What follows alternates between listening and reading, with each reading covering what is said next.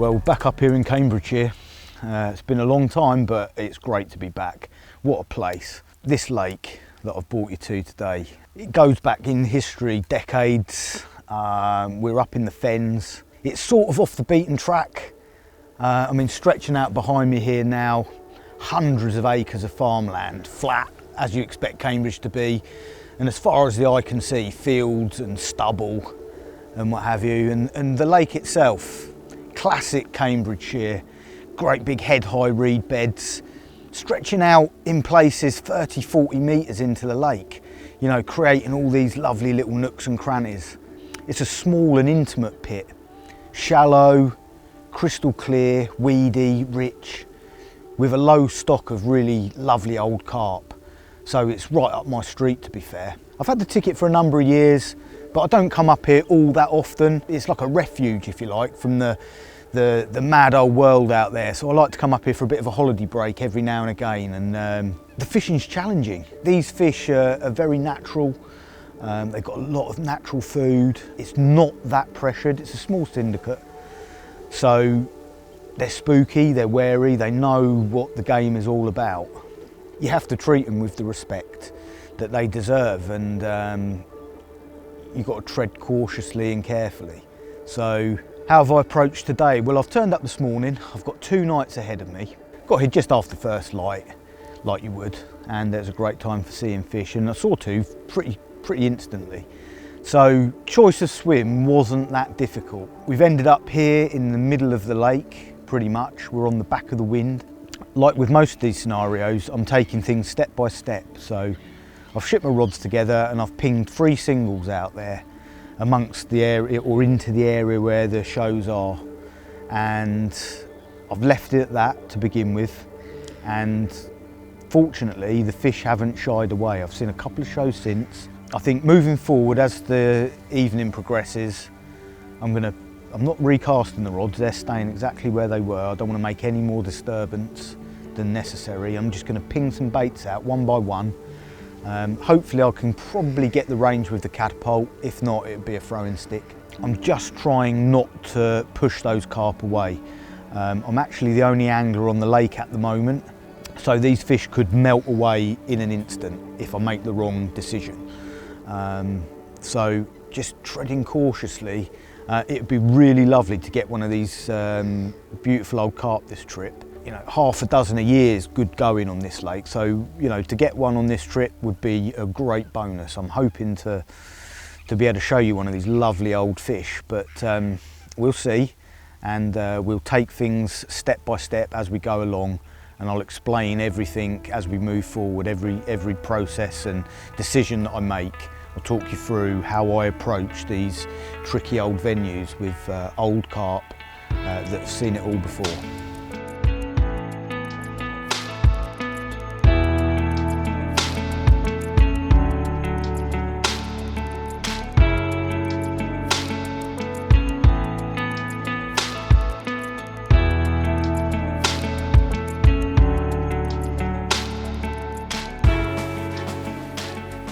Right.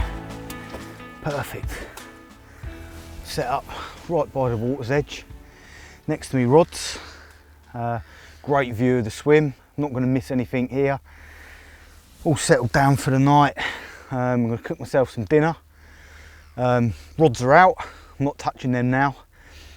So what I'm going to do is I'm going to wait for twilight, right last knock-in sort of thing, when the bats are about. And then I'm going to ping some baits out there, one at a time. Probably going to go with the catapult. I think I'm probably just right on my limit, just using 16mm baits, but one at a time out of the catapult. I think I've just about reached the range that I'm fishing. If not, I have got the old trusty throwing stick, which will certainly do the job, but I think for the sake of ease of use, the catapult's probably going to be king tonight. We're on the back of the wind as well, which helps. But I've got that feeling, the way the weather's going, the clouds have gone absolutely motionless. The wind is backing off, starting to get the little wind, flat wind lanes going in to the spot. So I would imagine by sundown we're going to be looking at almost a flat calm lake. So yeah, that's pretty much the plan. We've gone in softly, single. Oh, there's a little liner on the left-hand rod. Once I'd got the rods out, there were still fish showing in the area, so that's worked. We haven't pushed them away. The last thing I want to do is do anything rash and start throwing a spom around or anything like that. So going to just do enough to get a bite in the morning, which is single hook baits on the lovely little hinges that seem to present so well over this ground, and just a scattering of boilies. Nothing too heavy, nothing too in their face. Don't want to put them off. Just want them browsing over that area, and we'll see what happens in the morning. You know, got a good feeling about tonight. You know, there's definitely fish about. We're right on the moon phase. Going to have a massive full moon. It's the big harvest moon, so it's a great time to be out angling, and I'm really looking forward to it. I can't wait for that early dawn tomorrow. Watch what goes on, and hopefully one of those rods will ramp off and we'll be into one of these lovely old carp. We will see.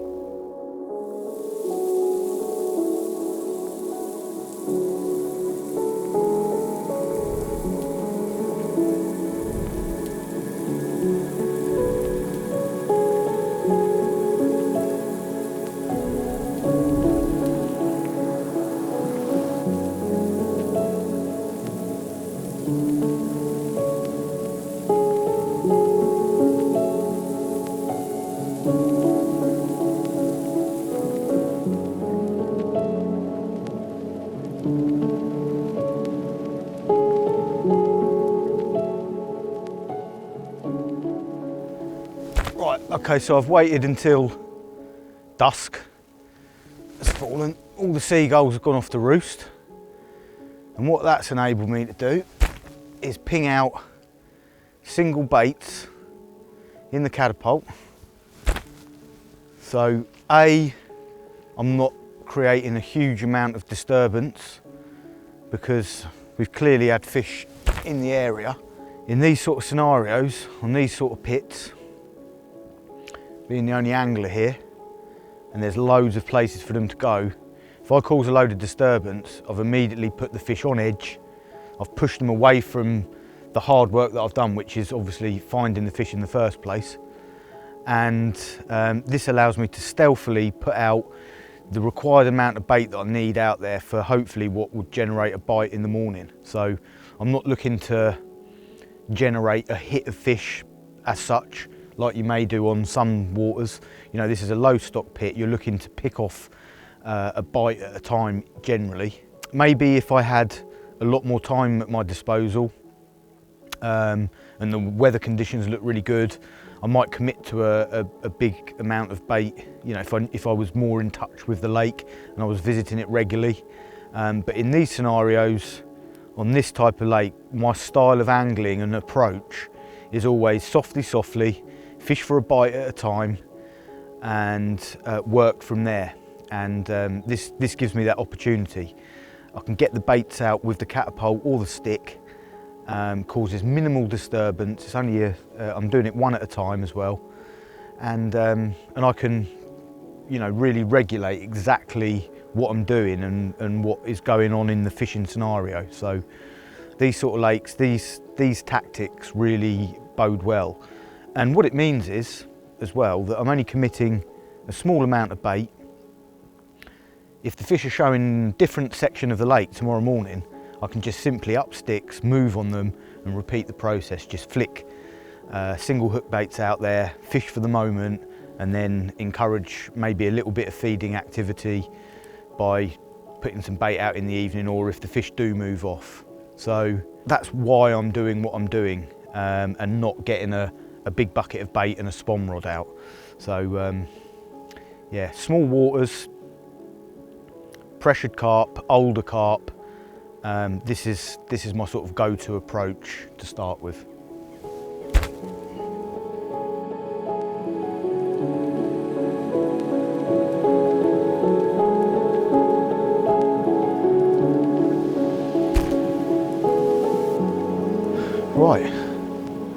think that will do us for this evening.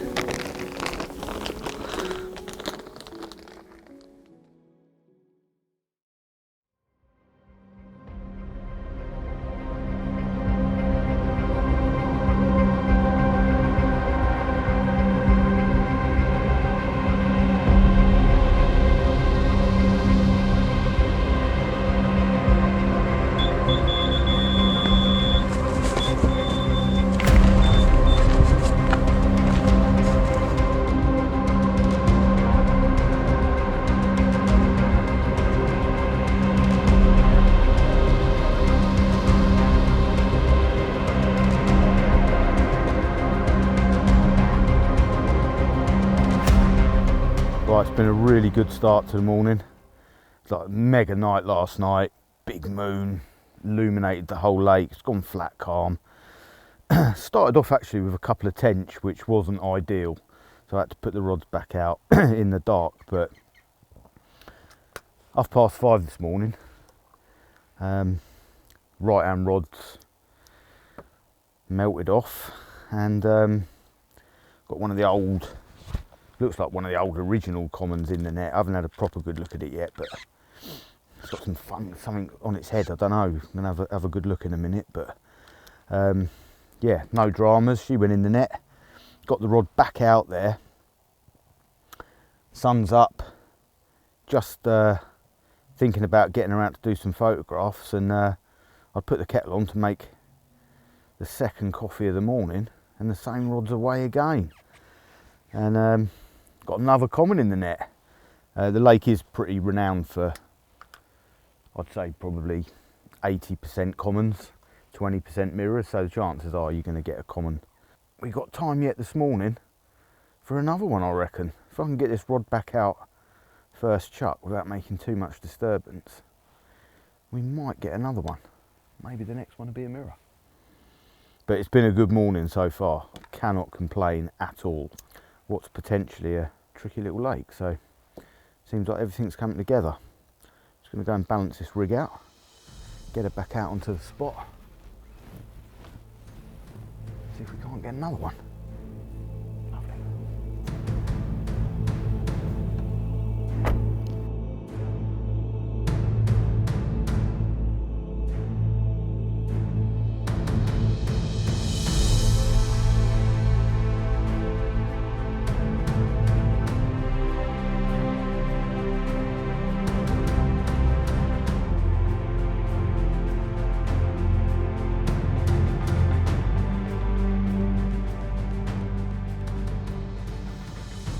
Well, there we go, the first one of the morning, and most welcome.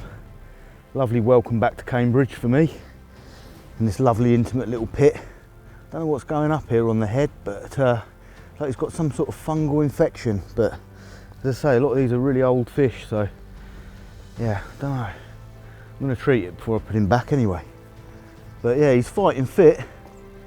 Yeah, gave me a good scrap, 5:30 this morning, so yeah, he was most welcome. Took me in the weed bed a couple of times.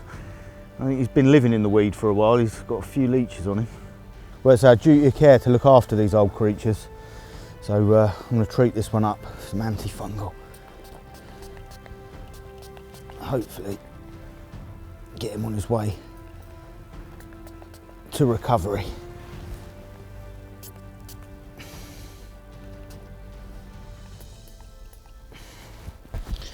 That's it.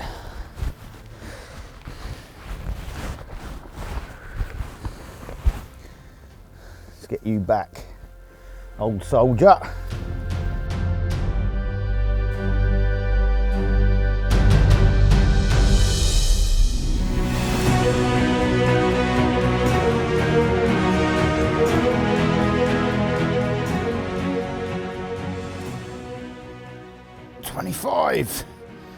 So we've had a 23 and a 25, lovely. Not a bad morning to be out on the banks.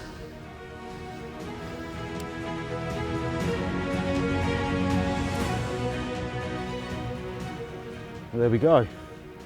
Second one of the morning, and a 25 pounder. Classic old Cambridgeshire common. That's a bit of the theme for the morning. 2 commons, 2 bites, and a couple of tench in the night. So had a busy few hours, but that's what it's all about, especially on a big moon phase like this. Definitely seems to activate them. We'll spin her around and have a look at the other side. Beautiful bar of Cambridgeshire gold. Well, I've still got 3 rods out there. I'm going to sit on them for the next couple of hours, and then once that sun gets right up, I think probably what we'll do is skip the rods in, go and have a look round, on the shallows, maybe look for a stalking opportunity, and yeah, see where we go from there, see where the day takes us. Still long days in September, although we're getting towards the end now, so just got to make the most of it. Classic time to be out carp fishing, probably my favourite month of the year, in all fairness. Right.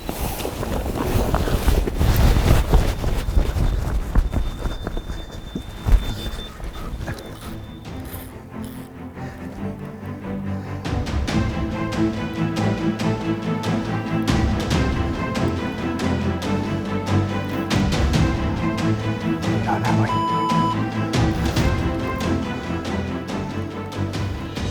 Just behind them reeds. See him moving. It's done me exactly the same spot as yesterday.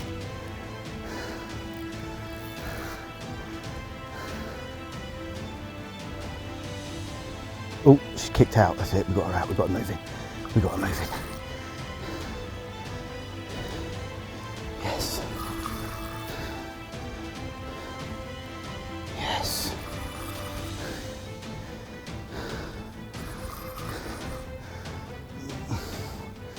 In the weed. Just keep the pressure on. Generally, they come out of it. She's waddled out. That's good. That's a big chunk of weed there. Come on. I want you going in there. That's it, she's turned. Lovely. In the reeds. Oh, come on, baby. Come on. No. No. That's it. In the reeds. Come off them reed stems. Oh, man. Right in the reeds. Oh, no. Come on, baby. You can do it. Oh, no, this is awkward. I'll have to go out there now. No, can't.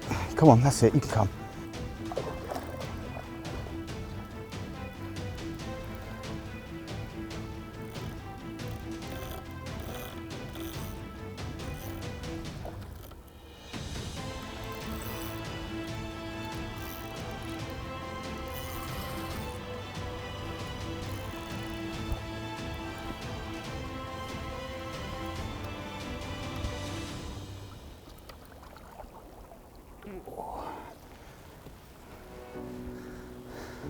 I said it was a common morning.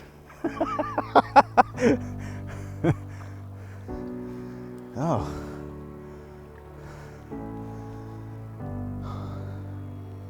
Plan's definitely coming together.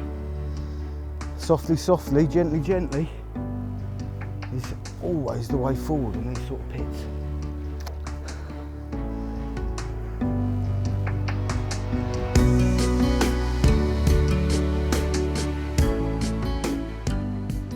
Right, well, this is a particularly good morning for this pit. You know, I've done a few sessions on here over the years, and this is, you know, this is electric. So I've got the fish safely resting in the net. I need to get a new rig on this rod, ping it back out there. You know, with these situations where I'm, you know, fishing for, you know, generally 1 bite at a time, to get 3 in the morning spread out over a number of hours means that, you know, I've probably got the bulk of the stock in this area, and I need to just capitalise on that if I can. If I can get another bite this morning, well, you know, you never know, it might be a mirror.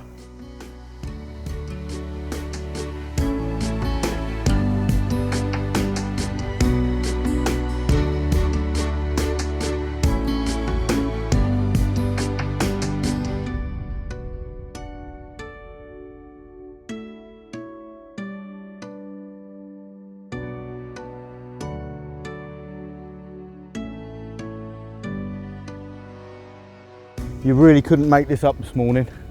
Absolutely blown away. 3 bites. So that's just gone to prove those old school tactics of the old catapult and little hinges out on the spots work perfectly. Didn't spook the fish. They came back in this morning and they fed. You know, having those rods spread out over that gully has enabled us to get 3 bites, which is a rare treat for this pit. Gorgeous way to end a beautiful September morning. Sun's out, glorious stubble fields behind us here, and all the farmers have been busy, the carp are busy, they're eating. That's what we came here for. Beautiful Cambridgeshire gold on a September morning. Made up. Cheers, mate. Yeah? Don't got a lot of choice.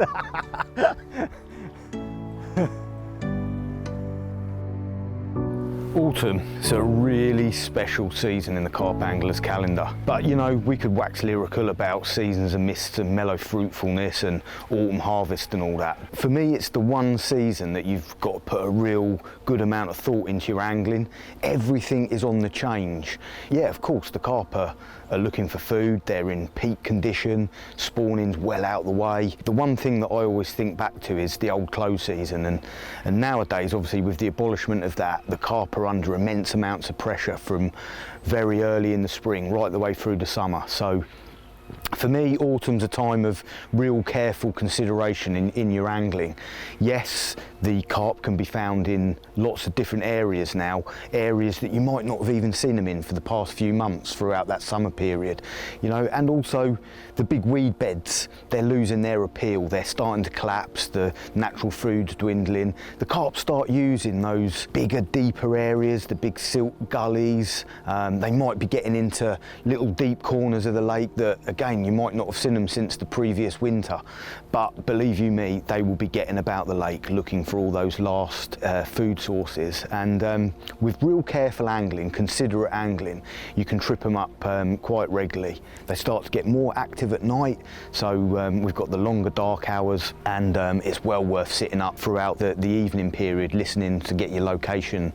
There's lots of considerations to take, but you know, believe you me, the carp are well switched on in the autumn. The sort of springtime tactics of chasing them around with bright ones and what have you, you know, I'd leave that well behind. Start thinking more along the lines of stealth and subtlety, using you know, baits that match the feed that you're feeding. But at the same time, you know, those carp are feeding heavily, so big beds of bait can work in the right situations. You can sit back, enjoy what is essentially some of the best atmosphere that you're going to get throughout the carp angling year. Yeah, autumn's one that I always really look forward to.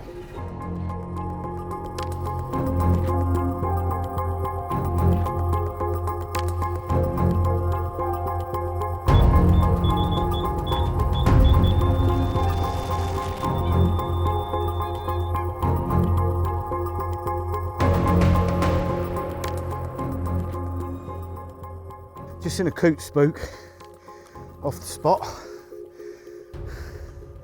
the deep spot again. That's just the rod we had the last bite from, and going for the rushes again in that big weed bed. Not a lot I can do about it.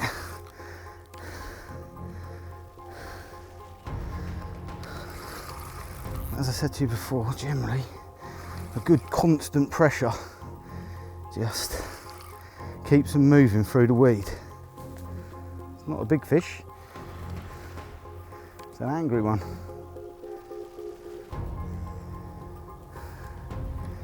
And I would imagine another common. Yeah, it's another common.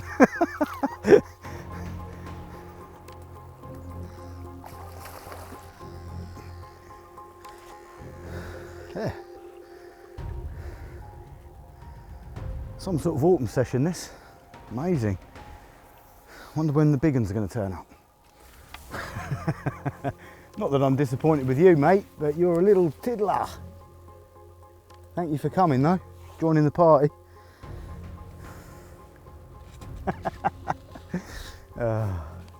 Right, I'm going to unhook this one in the net and just let him go.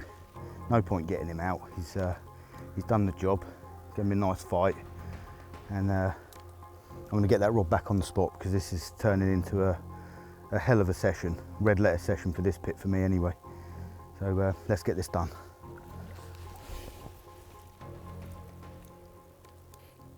Dead centre, bottom lip, just how we like it.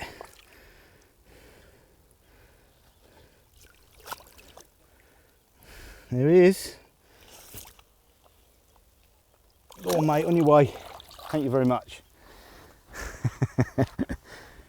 Mega.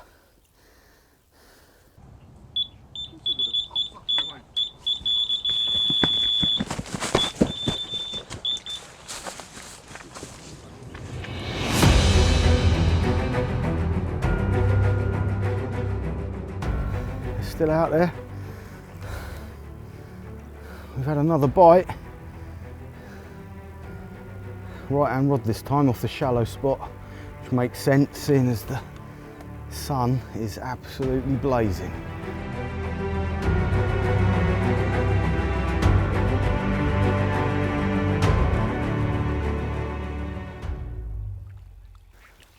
Did you Adam and Eve it? Another common. We got to be due a mirror soon. Just can't believe it. Even my best session ever after they'd spawned 4 in 2 nights, and I thought I was doing well then, but to get this many in the morning, God, it's just like going back to the old autumn days when they used to have the big feed ups and what have you, just like magical times. This is exactly that scenario. What a way to have an autumn session up in Cambridge. Perfect.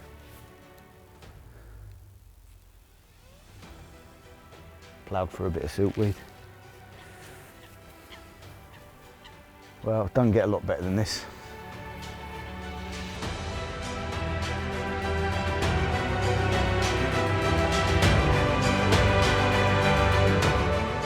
Well, there we go. Last one of the morning. I think it's a perfect time really now to take you on a little in-depth look at the sort of tactics and rigs and what have you that I've been using this session to catch these lovely old Cambridgeshire carp. So we're going to get this one back, a nice cup of tea, and we'll talk you through the bits and pieces that I've been doing over the last 24 hours.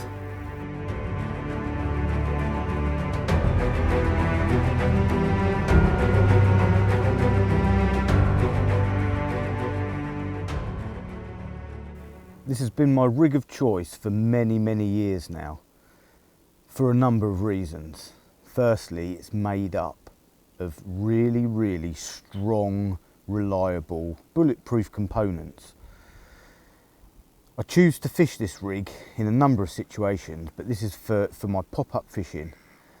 And the reason I've chosen the multi-rig is because it allows the user to set the height of the pop-up section really, really easily. And I like to fish this very low if I'm fishing over any amount of bait. You can actually tailor this rig to a multitude of different situations, and it allows you to use a variety of different hook link materials depending on the sort of bottom substrate you're fishing over. So in the situation that we've had in this session, I know I'm fishing over fairly firm, clear spots, so I've chosen to use the 35-pound cam stiff material. Whereas, for instance, if I was fishing over softer substrate with a bit of low-lying weed, I might well choose the 35-pound tungskin, which has got a much softer element to it. But basically, it's a multi-rig with a bit of a difference to the original in the respect of I tie my coated braid to a very stiff doubled over section of recoil trod filament. Now the reason for this is twofold. Firstly, it's very robust and it's incredibly stiff, stiffer than the actual coated material itself. So it allows you to sort of manipulate a nice angle of exit out of your eye, and it also makes it a lot more difficult for the fish to eject. It's a basic rig for fishing in you know, snaggy, weedy conditions for big fish, but you can tailor it to any scenario. So you can drop the strength down if you want to fine down the rig for fishing in the winter time maybe, or for smaller fish. You drop down, I use the 30-pound recoil here, doubled over, but you could just as easily use the lower breaking strain for smaller hooks. And again, another benefit of this rig is that when you've caught a fish, if the hook's blunted or dulled, you can quickly unloop the hook from the multi-loop and slide a new one on, and you're fishing again very quickly and efficiently. It's an efficient rig. It's one that I've got a lot of faith in for the bulk of my fishing. So to begin with, we're going to take 12 to 14 inches of the cam stiff material, and then we're going to strip 4 to 6 inches of that back to the internal braid. Next, we'll take maybe a 6-inch section of recoil chod filament, cut that off and double it over so you form a loop. You then fold that loop in half to create a second loop, and this is where we're going to start our Albright knot. In the centre of that loop, you take your soft coated braid, then wrapping round up, almost whipping up the recoil for 8 turns, keeping it nice and neat. You then whip back another 4 times down towards the loop that you first started, and you take the tag end of the soft coated braid and pass it back through the loop in the recoil material the same way that you came up. You then bed down the Albright knot nice and gently, tease it down. When it's all bedded down, give it a decent pull and tighten everything up. Everything should come together nicely. Then take the 2 tag ends of the recoil, pull them out of the way and trim them off neatly down to the knot. That should then leave you with a length of coated braid to a looped section of chod filament recoil. Now is the point where you are going to set the length of your rig. Now this is down to personal choice and your baiting scenario. For this particular instance, I'm fishing the rig at around between sort of 6 and 7 inches in length in total. If I was using a softer coated braid, fishing over slightly dirtier ground, I might lengthen that up to probably between 12 and 14 inches to allow it for it to settle over any debris. But because we're fishing clean ground, we're keeping it at around 6 to 7 inches. To finish the rig, you take a hook of your choice. In this instance, I'm using the size 4 beak chod hook. So for weedy, snaggy pits, it's the type of hook that I would go for. If the fish weed you for any length of time, that beak point and the shape of the hook just seems to bed in and stay in really well. And it's an ultra strong, heavy wired pattern hook.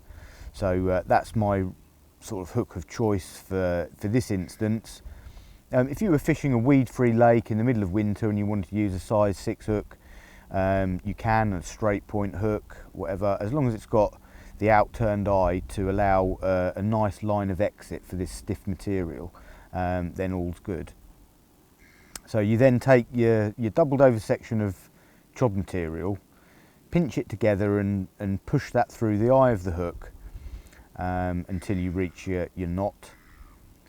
We then take a hook ring swivel, thread it over the loop and down to the eye of the hook, and you then use the loop and just slide it over the bend of the hook until it's secured in position. Then manipulate it into position. I use an old rig needle here, and I just put that through the loop, adjust the loop to roughly opposite the barb. I find that about the best position. And then I tighten everything down and just create that nice, just form that nice sort of D on the back of the hook, which creates all the lovely movement for your pop-up. Then it's just a simple case of moulding some putty around the knot itself. So take some rig putty, mould it around the knot, and then you're going to use this to balance your chosen pop-up.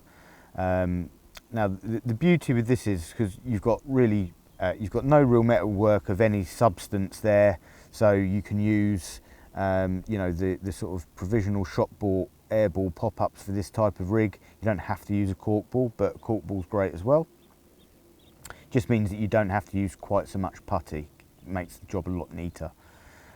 Secondly, halfway down the rig I'll put a little mouse droppings worth of rig putty just to ensure everything lies flush to the lake bed.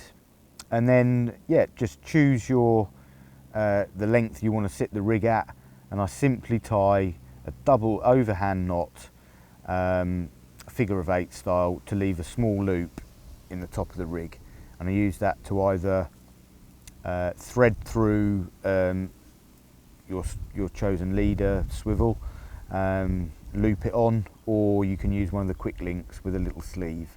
So it's down to personal preference. But that's the general construction of the rig.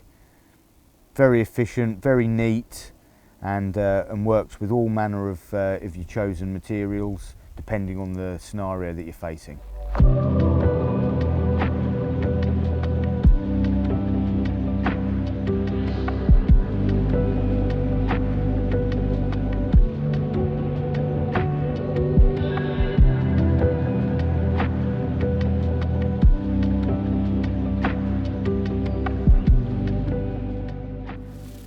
Look at this, like a veritable feast.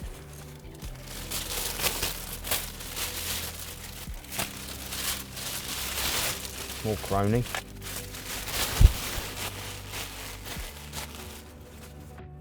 That was a crazy morning, I've got to say. You know, doesn't normally happen in my sort of angling, to be fair, and certainly doesn't happen very often on this pit, but there it is. An amazing morning. We've got the barbecue lit now. I've bought the rods in this afternoon, just had to have a bit of a chill out for a couple of hours. Let the fish pass over the spot without the lines being in there really. Yeah, it gives you a chance to get everything sort of reset, re-prepped, tidied up and whatnot, tied 3 new rigs. So I've redone the rods now, they're all wrapped up, new rigs on, rebaited. I've propped them up in the reeds there, ready to ping out at last light. Going to have something to eat now, have a beer, and watch the sun go down. Beautiful sunsets, these big Cambridge skies, something else. You've got to really be here to appreciate it, and appreciate it I do. I think it's an amazing place to be, and I'm having an old sundowner. Going to ping a few baits out, as I say, just as it gets dark. Going to repeat the process of last night, basically. Because obviously that choice of tactic has paid off in big style this morning, and yeah, we'll see what the night brings, and hopefully one of these elusive old pit mirrors might slip up tomorrow morning, but we shall see.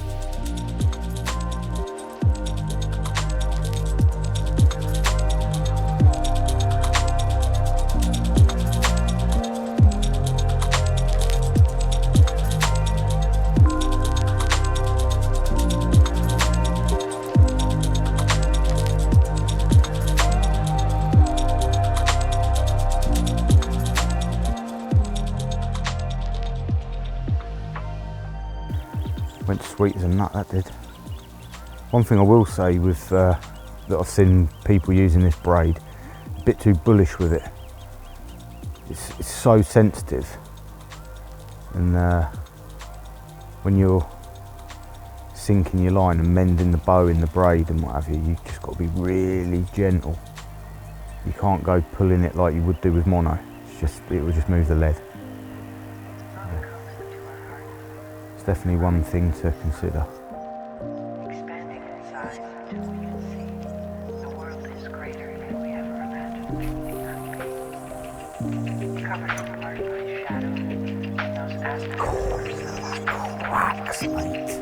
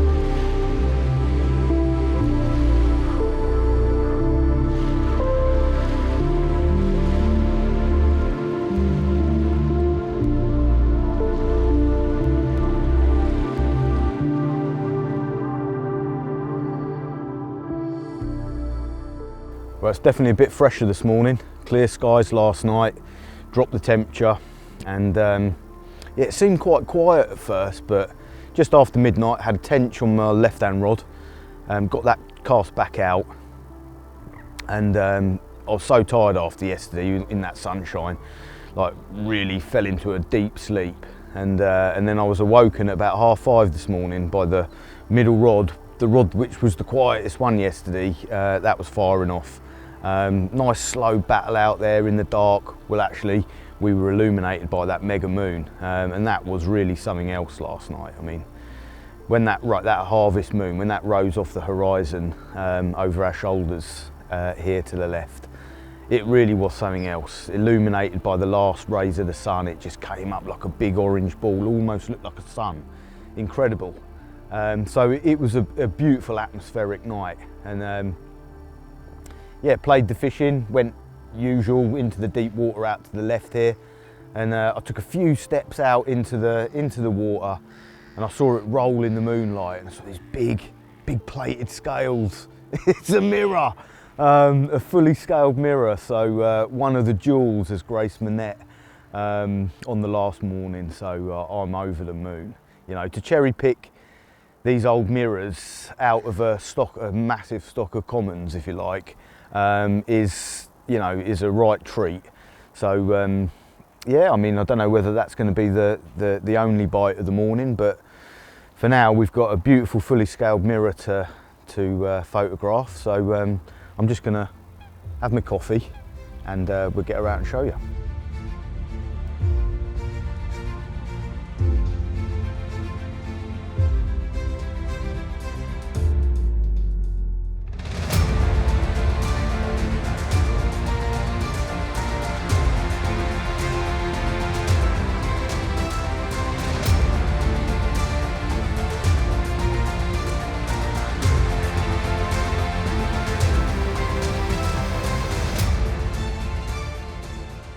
Well, there we go. What an absolutely glorious end to a beautiful trip. A stunning Cambridgeshire fully scaled mirror, glistening in the September sunshine of a lovely crisp morning. Right on the full moon, the big harvest moon.